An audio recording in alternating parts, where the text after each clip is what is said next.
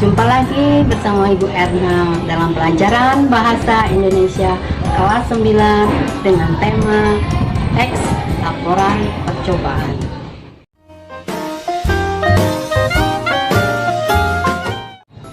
Adapun tujuan yang akan kita capai adalah 1. Pengertian teks laporan percobaan. 2. Mengenai analisis struktur. Yang ketiga, mengenai kesimpulan alat dan bahan. Baik, kita lanjutkan. Boleh kalian perhatikan di papan tulis. Di sini kita ada temanya mengenal teks laporan percobaan. Pertama, kita harus mengetahui pengertian. Apa pengertian teks laporan percobaan? Sebuah tulisan yang dibuat oleh peneliti. Siapa peneliti? Peneliti bisa seorang individu atau kolaborasi dalam sebuah kelompok. Setelah kita mengetahui sebuah pengertian laporan percobaan, kita lanjutkan dengan yang bagian kedua mengenai langkah-langkah dalam sebuah laporan percobaan. Di dalam sebuah laporan percobaan harus ada yang namanya struktur. Adapun struktur dalam laporan percobaan itu yang pertama adalah tujuan. Tujuan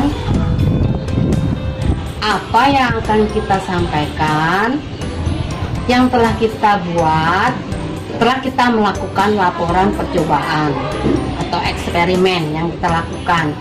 Jadi tujuannya itu untuk apa? Yang kedua, alat dan bahan. Alat dan bahan ini harus ada dan harus kalian siapkan pada saat melakukan suatu percobaan. Berikutnya, langkah-langkah dari awal sampai akhir itu harus berurutan secara sistematis. Baik, berikutnya mengenai hasil percobaan. Setelah kalian melakukan suatu percobaan, tentu kalian diminta untuk hasil laporan percobaan tersebut. Apakah hasilnya berhasil, hasil percobaan itu, ataukah ada kemungkinan percobaannya tidak berhasil. Lalu berikutnya bagian kesimpulan. Untuk bagian kesimpulan ini, agar kalian lebih jelas, Ibu punya contoh yang bisa kamu baca. Ini contohnya.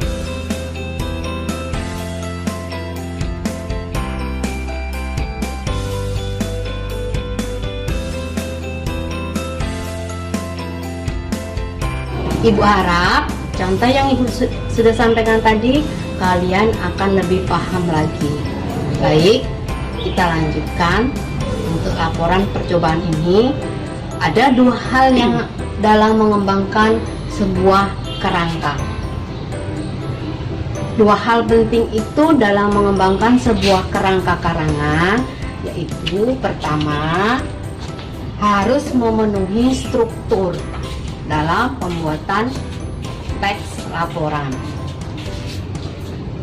Yang kedua, harus mengetahui kaidah kebahasaan yang ada di dalam teks laporan percobaan. Untuk kaidah kebahasaan bisa kamu tonton video selanjutnya. Demikianlah materi kita hari ini tentang mengenal teks laporan percobaan. Baik, untuk lebih jelasnya ada video satu lagi yang ibu buat untuk percobaan membuat es krim tanpa kulkas. Silakan simak dan kerjakan tugas. Terima kasih, semoga bermanfaat. Sampai jumpa.